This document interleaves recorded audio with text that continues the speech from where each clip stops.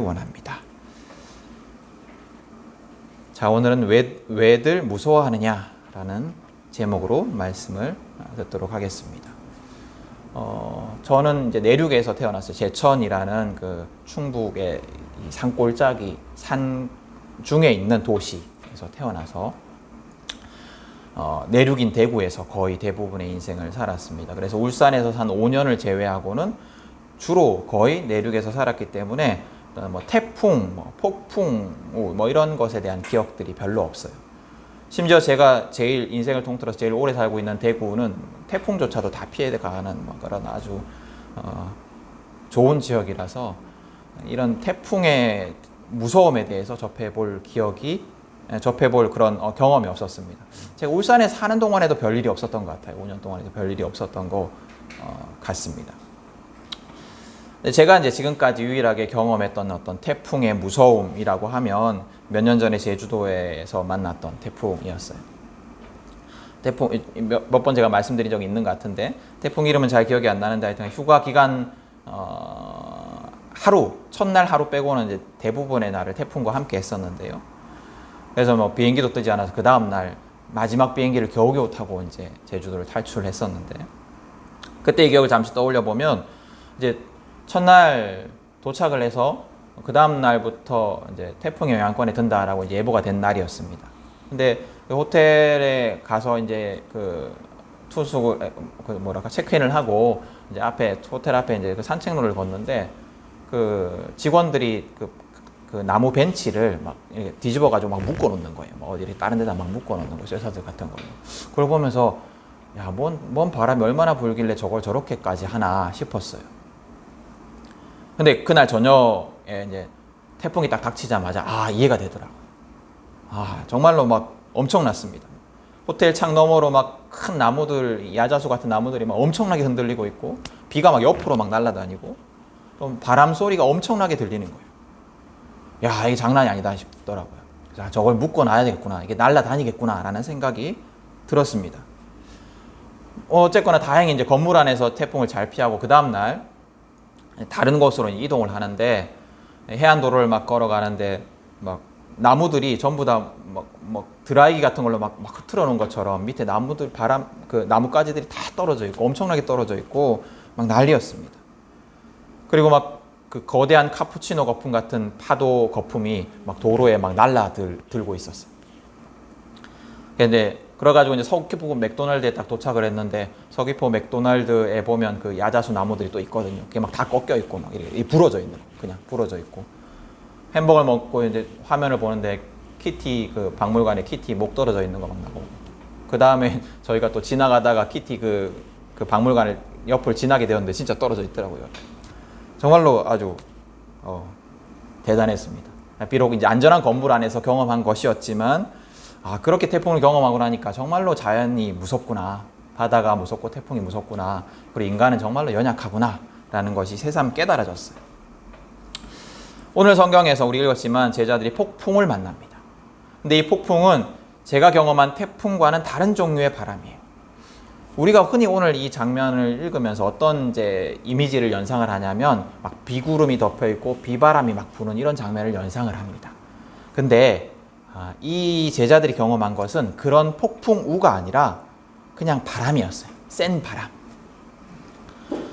이 갈릴리 바다를 지리적으로 보면 그 갈릴리 바다 동편이 고원지대라고 합니다. 고원지대고 갈릴리 바다는 좀 낮은 데 있는 거예요. 그래서 때때로 예측할 수 없이 갑자기 고원에서 바람이 내려와서 돌풍이 불 때가 있다고 합니다. 그러면 이제 큰 파도가 막 일어나는 거예요. 바다에. 근데 이건 정말 예측할 수 없는, 만약에 뭐 태풍이거나 이런 거면 뭐 구름이 몰려오는 거라도 볼 수 있고 그 다음에 그 전에 뭔가 이렇게 심상치 않은 기운이 있잖아요. 근데 이 폭풍은 전혀 예상할 수 없는 그런 바람이에요. 그래서 오늘 성경을 자세히 보면 알겠지만 비에 대한 이야기가 없어요. 다시 한번 보시면 비에 대한 이야기가 없고 우리를 이제 약간 헷갈리게 하는 게 뭐냐면 배에 물이 가득 찼다 뭐 이런 건데 배에 물이 가득 찬 이유를 한번 보시면 비 때문이 아니라 파도 때문이에요. 근데 이 구분, 폭풍우가 아니고 폭풍이다. 갈릴리 바다에는 폭풍우가 불 때도 있고 폭풍이 불 때도 있거든요. 근데 왜 이것을 구분해서 말씀을 드리냐 하면 의미가 있기 때문이에요. 이게 만약에 비바람이었으면 그것이 아무리 갑작스럽게 닥친다 해도 아까 말씀드렸지만 예측할 수 있는 시간이 있어요. 저 멀리서 비구름이 막 올려올 거거든요. 시커먼 비구름이 몰려올 거예요. 그러면 예수님의 제자들이 대부분 다 갈릴리 지역의 어부 출신이거든요. 아주 베테랑 어부 출신들입니다. 그렇기 때문에 또 그 지역에 살았고 그 바다에 대해서 잘 알고 있는 자들이에요. 그렇기 때문에 예측할 수 있는 무언가였다면 그것이 뭐 설령 갑작스럽게 닥친다 하더라도 그들의 능력으로 어떻게든 대처할 수 있는 시간이 있었을 겁니다. 근데 오늘 이 성경의 바람은 아무리 베테랑 어부라 할지라도 그곳이 고향이고 그곳에서 삶의 터전을 가지고 살아가는 사람이라 할지라도 아무리 베테랑이라 할지라도 대처할 수 없는 강력한 바람이었다라는 겁니다. 근데 이 예측할 수 없는 폭풍 속에서 오늘 성경에 보면 제자들이 어떻게 반응을 하는가요? 아마도 오늘 성경에 생략되어 있지만 제자들은 자기의 경험과 기술을 가지고 할 수 있는 일들을 다 했을 거예요. 근데 상황이 더 악화됩니다. 배에 막 파도 물이 막 들이칩니다. 배가 가라앉게 생겼어요. 제자들이 아마도 이제 갈릴리 바다에서 생업을 해결했던 사람들이기 때문에 어업을 했던 사람들이기 때문에 이런 돌풍에 대해서 경험했는 사람도 있을 수 있어요. 이런 돌풍 처음 겪는 건 아닐 수도 있습니다. 그리고 또 이 돌풍에 대해서 많이 들어왔을 겁니다. 그러나 그럼에도 불구하고 그런 경험이나 그런 어떤 지식이 아무 소용이 없었습니다. 또 그들은 이 폭풍이 얼마나 치명적인지도 잘 알고 있었어요. 이 폭풍이 닥칠 때 아무것도 할 수가 없고 배가 뒤집혀 죽을 수도 있다는 것을 잘 알고 있었습니다. 그래서 그들은 엄청나게 두려웠어요. 그리고 그들의 상황이 정말로 죽기 직전이었습니다. 파도로 인해서 배가 뒤집히기 직전이었습니다.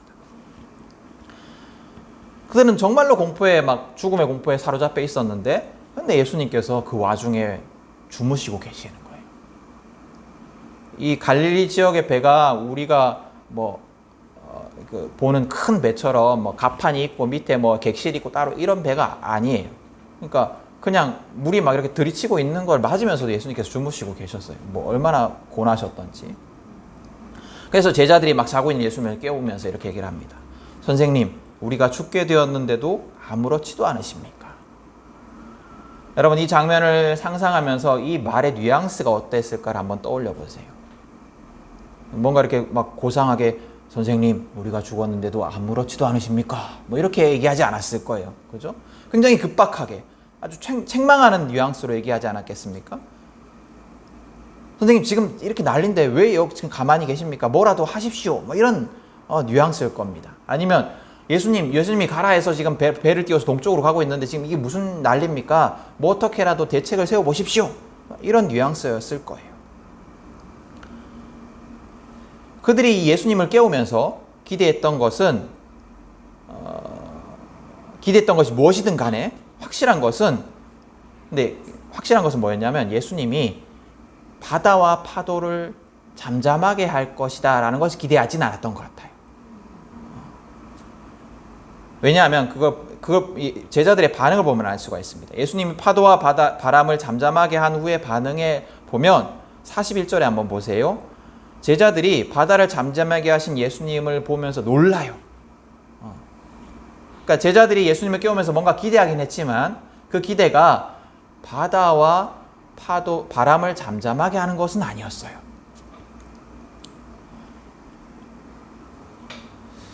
우리의 인생 속에서도 이런 일들이 벌어집니다. 오늘 이 폭풍처럼 갑자기 아무런 예고도 없이 아무런 이유도 없이 우리 인생을 송두리째 뒤흔드는 일들이 벌어질 때가 있어요.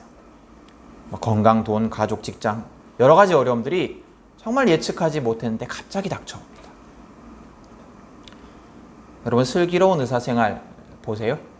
슬의생 아주 재밌는 드라마입니다. 한번 보세요. 성환 씨도 한번 보세요. 이제 시즌2가 시작이 됐어요. 시즌2 첫 화를 봤는데요. 첫 화에 보면 병원에서 아이를 잃은 어머니가 등장을 합니다.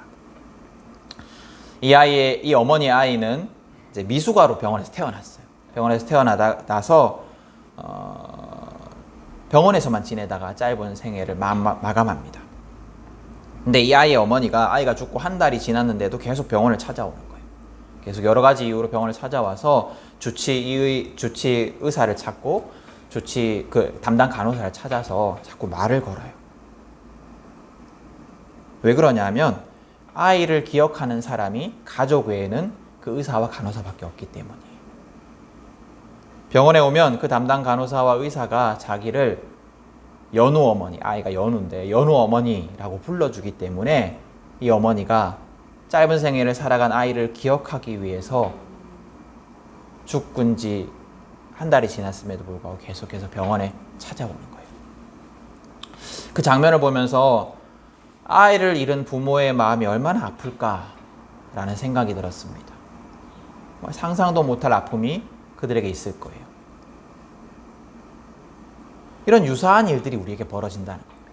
우리의 인생 속에 벌어진다는 겁니다. 그런 고통과 위기가 마치 오늘 이 폭풍 속에서 배가 뒤집힐 것처럼, 배가 뒤집혀 죽음의 위기에 닥쳐있던 제자들처럼 우리의 생명을 위협할 수도 있을 것입니다. 더 이상 살아갈 힘을 잃게 만드는 일일 수도 있어요.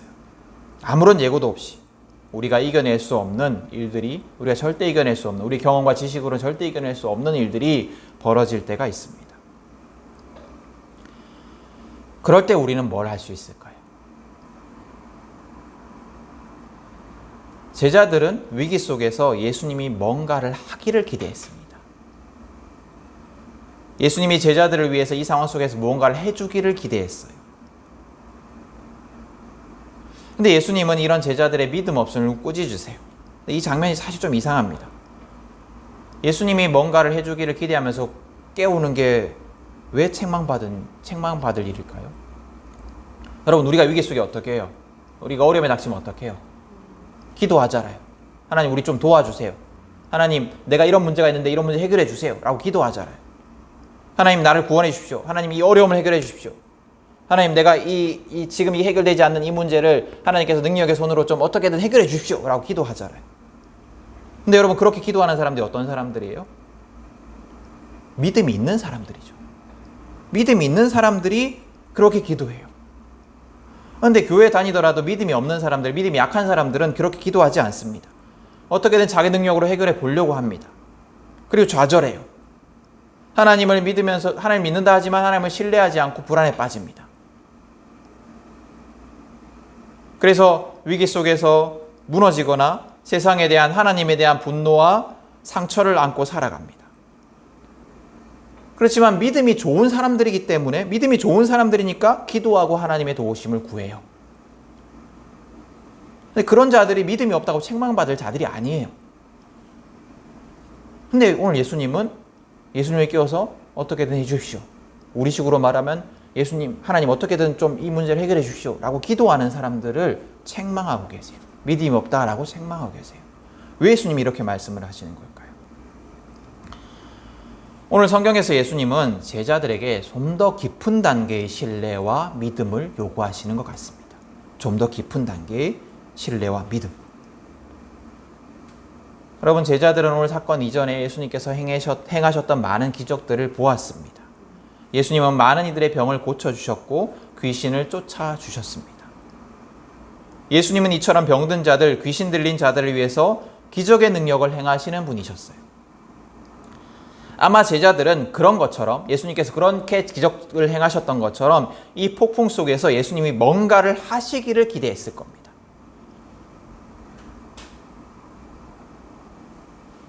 그러나 예수님은 다른 이들보다 더 많은 것을 예수님으로부터 들었고 또 경험하고 있는 제자들이 다른 이들과 달리 예수님이 뭔가를 해서 신뢰하는 것이 아니라, 예수님이 뭔가를 행해주기 때문에, 뭔가 기적을 일으켜주기 때문에 신뢰하는 것이 아니라 그냥 그분이 나와 함께 하시기 때문에 그분이 나를 구원하실 것이다, 이것을 신뢰하는 믿음, 더 깊은 단계의 믿음을 요구하고 계시는 거예요. 예수님께서 뭔가를 행해서 내가 예수님을 의지하는 것이 아니라 그냥 예수님이 나와 함께 하시는 것, 그것 때문에 내가 구원받을 것이다 라는 그 믿음과 확신, 그 신뢰를 요구하시는 겁니다. 여러분, 예수님은 우리와 함께 계십니다. 우리가 어떤 상황에 있더라도 우리와 함께 하고 계세요. 우리가 오늘 성경의 폭풍처럼 절체절명의 위기 속에 있다 할지라도, 삶이 무너지는 듯한 그런 아주 심각한 위기 속에 있다 할지라도 우리와 함께 하십니다. 그런데 우리는 우리와 함께 하시는 그 예수님이 가만히 있는 것 같을 때, 아무것도 하시지 않는 것 같을 때, 침묵하고 계시는 것 같을 때 견디지를 못해요. 그래서 예수님이 뭔가를 해주시기를 계속해서 간구하고 기대하고 그러다 실망합니다. 근데 그게 나쁜 건 아니에요. 그럴 수 있어요. 그죠? 그럴 수 있습니다. 만약에 우리가 그 하나님께 막 하나님, 예수님께서 원하시는 그 깊은 단계의 신뢰 속에 들어가지 못하고, 믿음에 들어가지 못하고, 예수님께 막 계속 기도하고, 또 예수님이 침묵하시는 것 같아서 실망하고 이렇더라도, 그런 단계의 믿음과 신뢰 속에 있더라도, 예수님은 우리를 구원하실 겁니다. 그 어려움 속에서 구원하실 것입니다. 그렇지만 예수님은 우리가 좀 더 깊은 단계의 믿음과 신뢰를 가지기를 원하세요. 좀 더 깊은 단계의 그분을 향한 믿음과 신뢰를 가지기를 원하세요. 나와 함께 하시는 예수님, 그 예수님을 기억하고, 어떤 상황 속에서도 나와 함께 하시는 예수님, 그 예수님을 기억하고 그분을 신뢰하는 믿음. 그래서 지금 당장 예수님이 아무것도 하시지 않는 것 같고, 아무 기적도 일어나지 않는 것 같고, 아무 문제도 해결되지 않는 것 같더라도, 그렇지만 예수님께서 나와 함께 하시기 때문에 내 삶이 무너지지 않을 것이다. 내 삶이 이 문제 속에서 구원받을 것이다. 나를 불안하고 두렵게 하는 이 문제들이 나를 삼키지 못할 것이고 나를 무너뜨리지 못할 것이다 라는 믿음, 좀 더 깊은 단계의 그 믿음, 신뢰를 갖기를 원하십니다. 여러분, 예수님은 성령 안에서 우리와 늘 함께 하십니다. 우리의 삶은 언제나 어떤 상황 속에서도 홀로 버려져 있지 않습니다. 예수님이 함께 있다면, 그것이 사실이라면 우리는 절대 무너지지 않습니다. 두려움이 절대 우리를 삼켜버릴 수 없습니다. 우리의 기대처럼 상황이 흘러가지 않을 수도 있어요. 하나님의 보호하심이 보이지 않을 수도 있습니다. 그러나 그것에 실망하거나 두려워할 필요가 없습니다. 예수님은 우리의 기대보다, 우리가 바라는 해결의 방식보다 더 근본적이고 강력한 능력으로 우리의 아픔과 우리의 두려움을 해결하실 것이기 때문입니다. 여러분, 오늘 성경을 한번 다시 보십시오. 제자들이 예수님을 깨울 때 예수님께 기대한 것들이 있었을 겁니다. 그것이 무엇인지 모르겠지만 예수님이 하신 일은 제자들의 기대를 훨씬 뛰어넘는 일이었어요. 그래서 제자들이 예수님이 바다와 바람을 꾸짖으시고 잠잠하게 하시자 이분이 누구이기에 바다와 바람까지 그에게 복종하는가 하며 놀라고 두려워하는 거예요. 아마도 상상해보면 제자들이 기대한 것은 폭풍을 뚫고 육지까지 가게 하는 능력, 폭풍을 없애는 것이 아니라 폭풍을 뚫고 육지까지 무사히 가게 하는 능력, 그런 기적 정도를 기대했을 것 같아요. 그러나 예수님이 하신 것은 그런 정도를 뛰어넘는 거예요. 폭풍 자체를 잠잠하게 하는 일이었습니다. 더 근본적이고 더 강력한 능력이었어요. 우리가 여러 가지를 기도해요. 우리의 문제 속에서 이렇게 좀 해결해 주시오, 저렇게 좀 해결해 주시오. 근데 하나님께서 하시는 일은 뭐냐면 고작 그 정도가 아니라 완전하고 전능한 능력으로 행하신다라는 거예요. 근본적인 기적들을 행해 주신다라는 거예요. 근본적으로 해결해 주신다라는 겁니다. 그래서 우리가 우리의 뜻대로 되지 않는다 하더라도 실망할 필요가 없는 겁니다.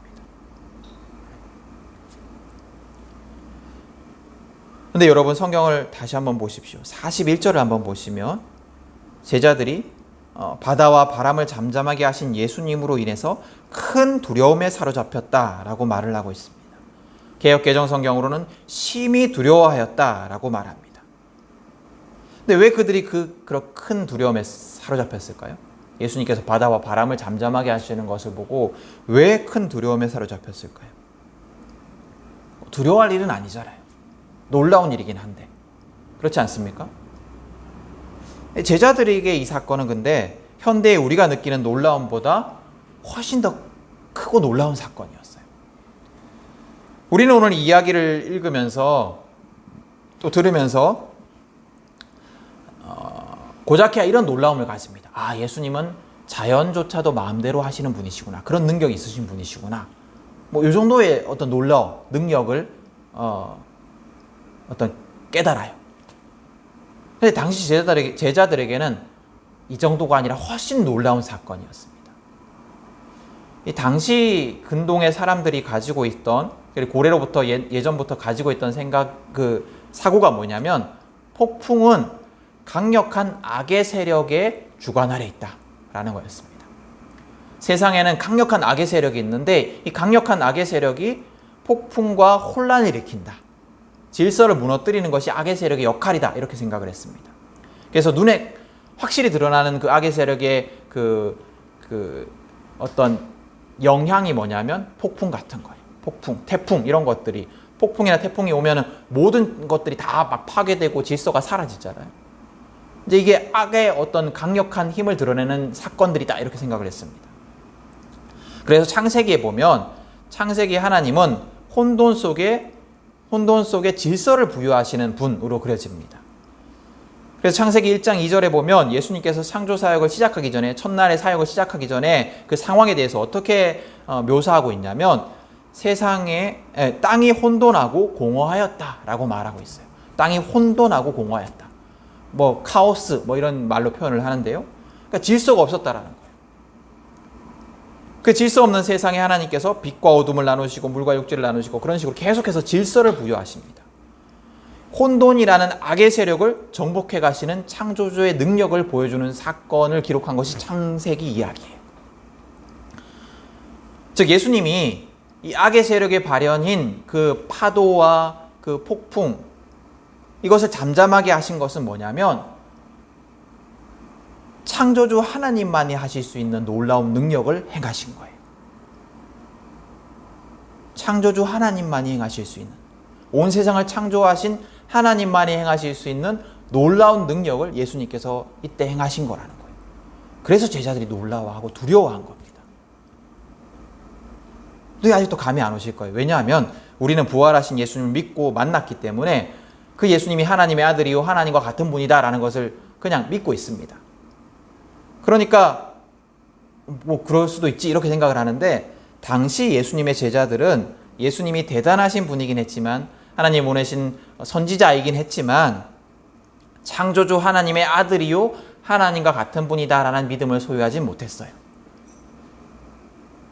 그 믿음이 언제 생겨나느냐? 부활하신 예수님을 만나고 난 이후에 생겨납니다. 우리 이전에 봤듯이, 성령에 관한 설교를 들을 때 봤듯이, 그 이전에는 그렇게 믿지 못했어요. 너무나 놀라운 이야기니까 절대 믿을 수가 없었던 거죠. 그러니 이 당시에 제자들에게 이 사건은 정말로 놀라운 사건이었습니다. 나와 함께 식사를 나누고 함께 잠을 자고 나와 똑같이 생활하신 예수님이 하나님과 같은 능력을 행하시는 분이다 라는 것이 정말로 놀랍고 두려운 일이었던 거예요. 그래서 42절 하반절에 이분이 누구이기에 바람과 바다까지도 그에게 복종하는가 라고 놀란 겁니다. 창조주 하나님만이 하실 수 있는 그 능력을 이분이 누구이기에 행하는가 라고 놀랐던 겁니다. 여러분, 우리도 삶의 위기 속에서 하나님의 도우심을 구합니다. 우리가 원하고 바라는 방식대로 하나님께 기도해요. 이렇게 해주십시오 하나님, 또 저렇게 해주십시오 하나님, 이렇게 기도합니다. 그 방식대로 이루어지기를 기대합니다. 그러나 하나님은 그것보다 더 근본적이고 더 완전한 방식으로 우리의 문제 속에서 우리를 구원하십니다. 우리의 기대를 훨씬 뛰어넘는 창조주의 능력으로 우리를 위기 속에서 건지십니다. 그렇기 때문에 여러분, 삶의 위기 속에서, 고통 속에서, 두려움에 휩싸여 무너지지 마십시오. 나와 함께 하시는 하나님은, 성령 하나님 안에서 나와 함께 하시는 삼위일체 하나님은 강력한 창조주의 능력으로 우리가 기대하는 것과는 비교할 수 없는 훨씬 놀라운 방법과 능력으로 우리를 지켜보아 하시고 우리를 구원하시며 우리를 선한 길로 이끌어 주십니다. 우리를 잠 못 이루게 하는 그 큰 불안, 그 큰 두려움, 그것이 어떤 것이든 간에 창조주 하나님의 능력은 그것보다 훨씬 큽니다. 고통 속에 우리가 부르짖을 때, 간절한 기도 제목을 가지고 이 문제를 해결해 달라고 부르짖을 때 하나님이 오래 침묵하시는 것 같을 때가 있습니다. 문제가 해결되지 않고 점점 더 힘들어지는 것 같을 때가 있어요. 고통과 두려움 속에서 홀로 버려진 것 같은, 세상에 아무도 나를 이해하지 못하고 그냥 버려진 것 같은 그런 때가 있습니다. 내가 내 힘으로 어떻게든 헤쳐가려고 해보고 또 간절히 기도해보고 간구해보지만 아무것도 해결되지 않고 점점 파도에 배가 가라앉듯이 힘들어질 때가 있을 수 있어요. 그러나 우리가 그때 기억해야 하는 것은 하나님이 우리와 함께 하신다라는 거예요. 그리고 하나님은, 나와 함께 하시는 하나님은 하나님의 때에 나의 모든 문제들을 하나님의 방식으로, 창조주의 능력으로 완전히 해결하실 것이다 라는 겁니다. 하나님과 함께하는, 하나님이 함께 하시는 나는 결코 무너질 수 없습니다. 그러니 여러분, 나와 언제나 함께 하시는 하나님을 우리가 언제나 기억하는 믿음을 구하십시오. 하나님이 나와 함께 하시기 때문에 아무것도 하시지 않는 것처럼 보일지라도,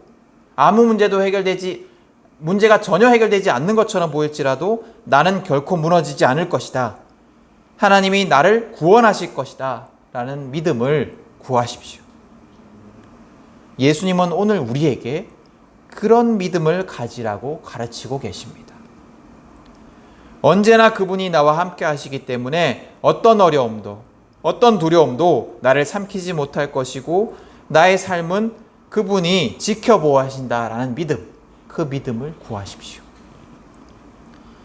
하나님은 우리에게, 그렇게 구하는 우리에게 그 믿음을 주실 것입니다. 여러분, 믿음은 실제하지 않는 것을 실제한다라고 믿는 어떤 최면이나 세뇌가 아니에요. 믿음은 내 시선을 넘어 실제하는 것을 바라볼 수 있는 능력이에요. 하나님이 나와 함께 하심을 믿으십시오라는 것은 그렇지 않은데 그냥 그런 것처럼 살아가라, 긍정적인 마음을 가져라, 이런 것이 아니에요. 실제로 하나님은 언제나 나와 함께 하십니다. 하나님은 나의 삶을 지켜보아하시고 인도하시고 구원하십니다. 근데 우리가 그걸 바라보지 못할 뿐이에요.